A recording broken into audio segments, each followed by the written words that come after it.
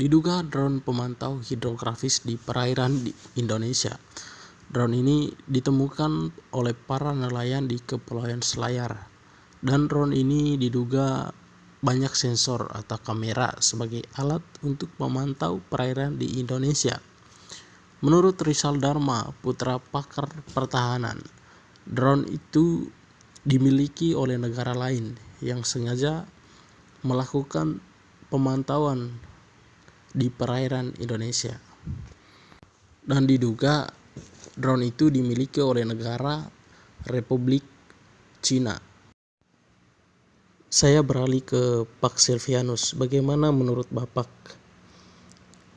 Ya, menurut saya kita sebagai negara maritim, kita tentu harus kuatkan pengawasan terhadap aset-aset negara agar supaya tidak dirusakkan begitu saja oleh negara lain tentunya.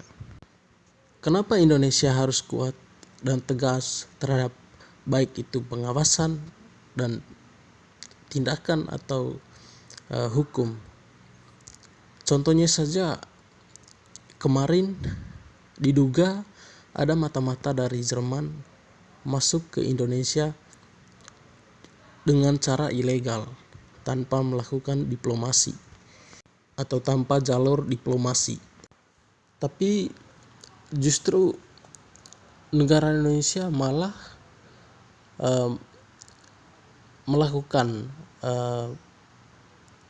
melakukan pemulangan atau dipulangkan begitu saja tanpa ada tindak lanjut dari kasus tersebut. Justru itu menurut saya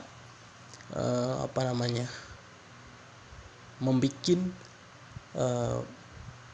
bangsa lain atau negara lain mengklaim bahwa memang negara Indonesia ini memang lemah, baik itu hukumnya, baik itu ketegasannya dan pengawasannya. Dari contoh-contoh seperti itulah kita sebagai warga negara juga bisa mengetahui bagaimana kelemahan Indonesia yang memang bisa dilakukan atau bisa digoyangkan oleh negara lain.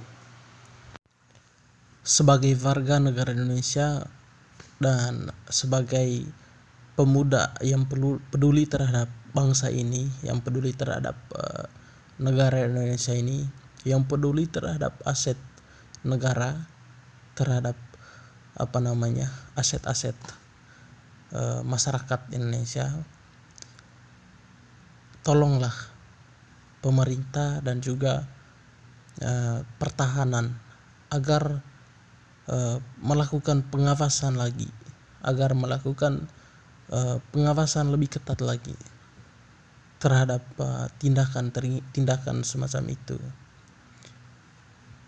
Itu saja dari saya dan saya kembali ke studio.